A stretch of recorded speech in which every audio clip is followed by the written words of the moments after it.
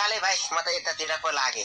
अनि कता अहिले त धेरै दिन हरायो त अनि काठमाडौँतिर गएको थियो दाइ, अघि भर्खरै आएको। अनि यहाँ कति क्षेत्रफल जति लिनुभएको छ नि? 1 रोपनीबाट गरेको छु भाइ।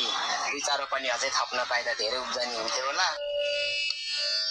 ठिकै छ भाइ, सानोबाट सुरु गरेको छु। अब पछि राम्रो भयो भने अलिक 2-4 रोपनी थपेर जग्गा बढाउने विचार गरेको छु। हो नि राई दाइ, यत्रो टडेल हाल्दा त धेरै खर्च भयो होला है? खर्च भयो नि भाइ, जग्गा टनेला सबै गरेर 4 लाख जति खर्च भइसक्यो भाइ। अनि यो कृषिमा त यसो अनुदानहरू नि पाइन्छ भन्छन् नि, बुझ्नु भएको छ तपाईँले? हामी जस्तो माटोमा पसिना बगाउनेलाई कसले दिन्छ भाइ अनुदान?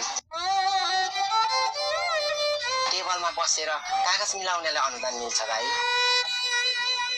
वास्तवमा भन्ने हो भने भाइ, अनुदान भन्ने शब्दै ठिक छैन।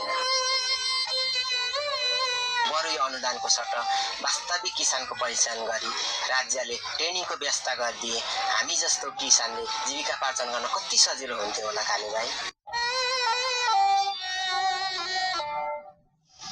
यहाँका अनुदान खेतीका लागि भन्दा पनि खेती नदेख्ने फाइलको लागि बनेको जस्तो लाग्छ।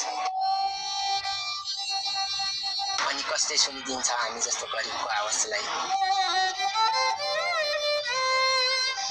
त्यसैले एउटै प्रश्न छ कि यो प्रणालीसँग अनुदान धनीलाई मात्र होइन, गरिबलाई खुट्टामा उभिने बनाउन सक्नुपर्छ।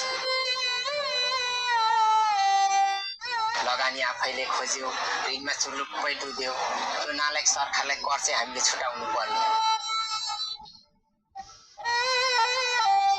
यो राज्यले लिन मात्रै जाने, दिन कहिले जानेन। हामी किसानी सधैँ मारमा। कस्तो तार्किक कुरा गर्नुभयो राई दाइ? तपाईँको कुरामा सत्यता छ।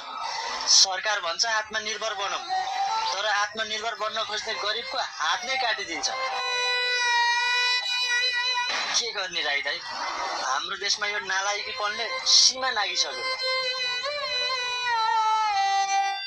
भन्नलाई त नेपाल कृषि प्रधान देश हो भनेर भन्छन्, तर के गर्नु, न भनेको जस्तो बाली नाली लाउनलाई बिउ पाइन्छ, न त्यो बाली नाली सकिनलाई भनेको जस्तो मल।